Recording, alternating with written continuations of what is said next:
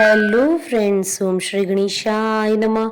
आप सभी का स्वागत है आपके अपने यूट्यूब चैनल पर।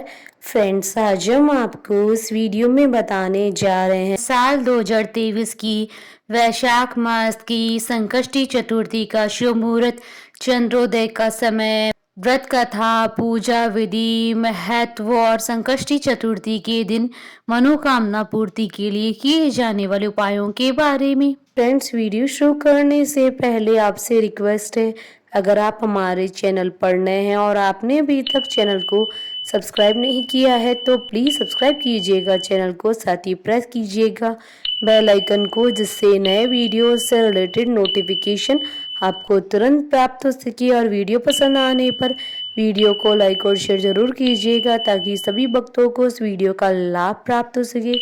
और कमेंट बॉक्स में ओम श्री गणेशाय नमः जरूर लिखिएगा। संकष्टी गणेश चतुर्थी का व्रत प्रत्येक मास के कृष्ण पक्ष की चतुर्थी को किया जाता है। वैशाख मास के कृष्ण पक्ष की चतुर्थी को किया जाने वाला व्रत वैशाख संकष्टी गणेश चतुर्थी व्रत कहलाता है। साल 2023 में वैशाख मास की संकष्टी चतुर्थी, जिसे बड़ी चौथ के नाम से भी जाना जाता है, 9 अप्रैल 2023 रविवार के दिन है। भविष्य पुराण में कहा गया है कि जब मन संकटों से घिरा महसूस करे तो गणेश चतुर्थी का व्रत करे। इससे कष्ट दूर होते हैं और धर्म, अर्थ, मोक्ष, विद्या, धन व आरोग्य की प्राप्ति होती है। वैशाख मास के कृष्ण पक्ष की संकष्टी चतुर्थी को विकट संकष्टी चतुर्थी के नाम से जाना जाता है।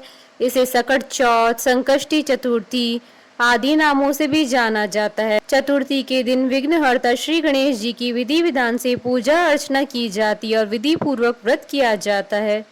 प्रत्येक मास में 2 बार चतुर्थी आती है, एक कृष्ण पक्ष की, दूसरी शुक्ल पक्ष की। कृष्ण पक्ष की चतुर्थी को संकष्टी चतुर्थी और शुक्ल पक्ष की चतुर्थी को विनायक चतुर्थी के नाम से जाना जाता है।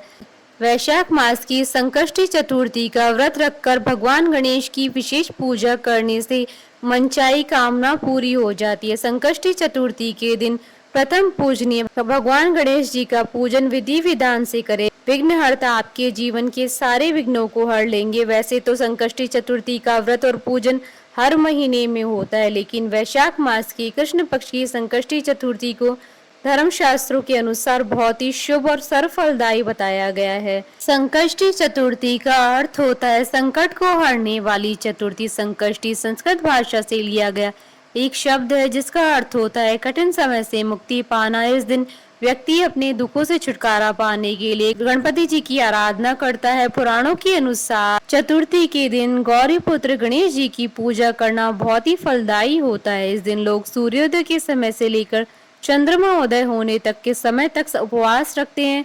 संकष्टी चतुर्थी के दिन गणपति जी की पूजा करने से घर में नकारात्मक प्रभाव दूर हो जाते हैं और शांति बनी रहती है। ऐसा कहा जाता है कि गणेश जी घर में आ रही सारी विपदाओं को दूर करते हैं और व्यक्ति की मनोकामनाओं को पूरा करते हैं। चंद्र दर्शन भी चतुर्थी के लिए बेहद शुभ माना जाता है। सूर्योदय से प्रारंभ होने वाला यह व्रत चंद्र दर्शन के बाद ही संपन्न होता है। पूरे साल में संकष्टी चतुर्थी के 13 व्रत किए जाते हैं और सभी व्रत के लिए अलग अलग व्रत कथा है। फ्रेंड्स, अब आइए जानते हैं वैशाख मास की संकष्टी चतुर्थी की शुभ मुहूर्त और चंद्रोदय के समय के बारे में। हिंदू पंचांग के अनुसार साल 2023 में वैशाख मास की संकष्टी चतुर्थी का व्रत 9 अप्रैल 2023 रविवार के दिन है। वैशाख कृष्ण चतुर्थी तिथि प्रारंभ होगी 9 अप्रैल 2023 को सुबह 9:35 पर और वैशाख कृष्ण चतुर्थी तिथि का समापन होगा 10 अप्रैल 2023 को सुबह 8:37 पर और चंद्रोदय का समय रहेगा 9 अप्रैल 2023 को रात्रि 10:02 पर। फ्रेंड्स, अब आइए जानते हैं वैशाख मास की संकष्टी चतुर्थी की पूजन विधि के बारे में। संकष्टी चतुर्थी के दिन सूर्योदय से पहले उठकर गंगा जल मिले जल से स्नान करें। स्नान आदि से निवृत्त होकर स्वच्छ वस्त्र धारण करें। इस दिन लाल वस्त्र धारण करना बेहद शुभ माना जाता है। हाथ में जल, अक्षत और फूल लेकर व्रत का संकल्प करें। इसके बाद पूजा स्थल पर एक चौकी पर गणेश जी की प्रतिमा या तस्वीर स्थापित करें। उत्तर दिशा की ओर मुंह करके भगवान श्री गणेश जी की पूजा कर उन्हें शुद्ध जल अर्पित करें। सबसे पहले आप गणपति जी की मूर्ति को फूलों से अच्छी तरह सजा लें।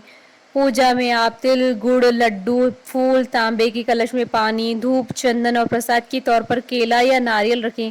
ध्यान रहे पूजा के समय आप देवी दुर्गा की प्रतिमा या मूर्ति भी अपने पास रखें। ऐसा करना बेहद शुभ रहता है। गणपति जी को रोली लगाएं और फूल और जल अर्पित करें। संकष्टी के दिन भगवान गणपति को तिल के लड्डू और मोदक का भोग लगाया जाता है। गणपति जी के सामने धूप दीप जलाकर गणपति जी के ओम गण गणपतये नमः मंत्र का कम से कम 108 बार जाप करें। इस दिन गणेश जी को दूर्वा भी अर्पित करना चाहिए। ऐसा करने से व्यक्ति के धन सम्मान में वृद्धि होती है। इस दिन गणेश जी को तुलसी भूलकर भी नहीं चढ़ाना चाहिए। संकष्टी चतुर्थी के दिन तिल के लड्डुओं का भोग लगाने से भगवान गणेश जी शीघ्र प्रसन्न हो जाते हैं। विधिवत पूजन और मंत्र जप के बाद जल में तिल मिलाकर सूर्य को अर्घ्य दें।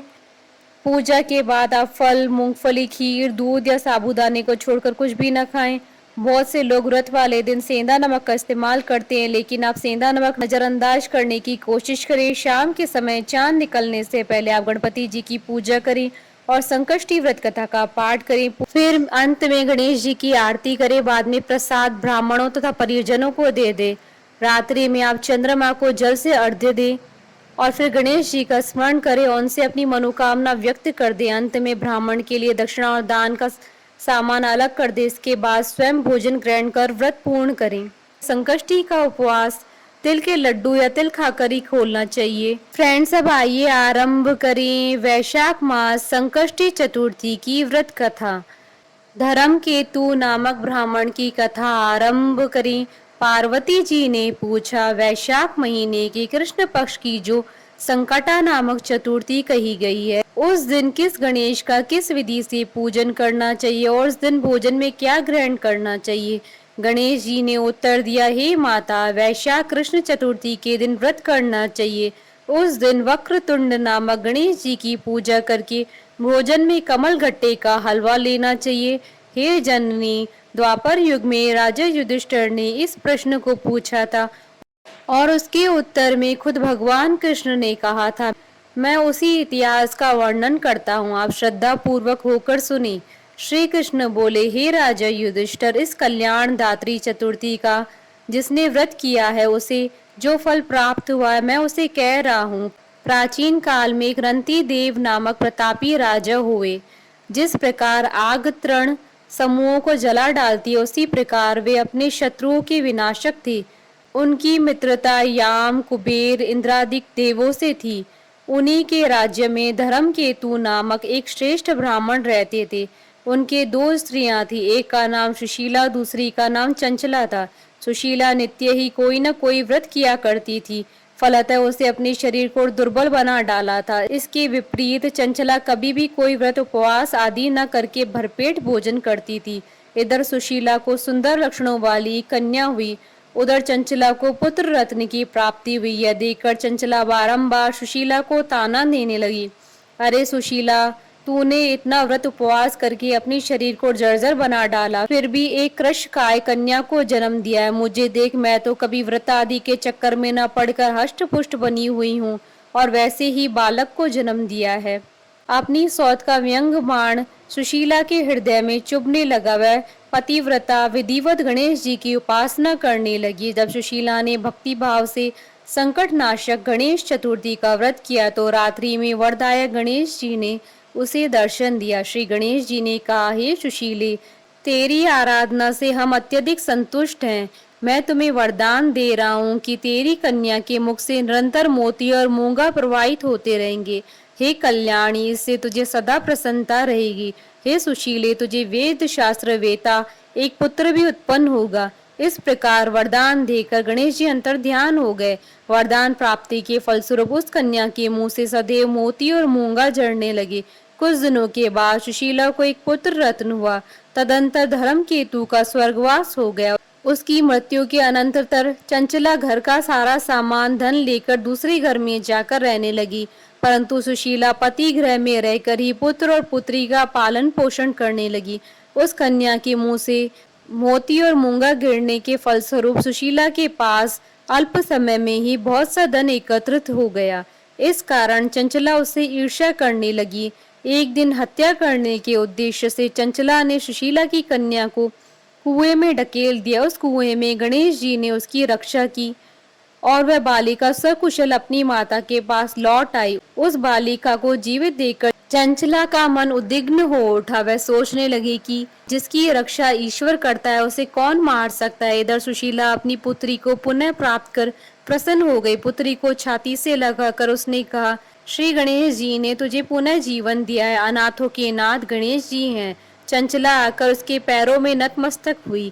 उसे देखकर सुशीला की आश्चर्य का ठिकाना न रहा। चंचला हाथ जोड़कर कहने लगी कि हे बहन सुशीले, मैं बहुत ही पापिनी और दुष्ट हूँ।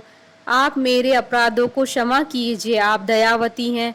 आपने दोनों कुलों का उद्धार कर दिया। जिसका रक्षक देवता होता है उसका मानव क्या बिगाड़ सकता है। जो लोग संतों व सत्पुरुषों का दोष देखते हैं वे अपनी कथनी से स्वयं नाश को प्राप्त होते हैं। इसके बाद चंचला ने भी उस कष्ट निवारक पुण्यदायक संकट नाशक गणेश चतुर्थी का व्रत किया। श्री गणेश जी के अनुग्रह से परस्पर उन दोनों में प्रेम भाव स्थापित हो गया। जिस पर गणेश जी की कृपा होती है उसके शत्रु भी मित्र बन जाते हैं। सुशीला के द्वारा संकट नाशक गणेश चतुर्थी का व्रत किए जाने के कारण उसकी सौत चंचला का हृदय परिवर्तन हो गया। श्री गणेश जी कहते हैं कि हे देवी, पूर्व काल का पूरा वृतांत आपको सुना दिया। इस लोक में इससे श्रेष्ठ विघ्न विनाशक कोई दूसरा व्रत नहीं है।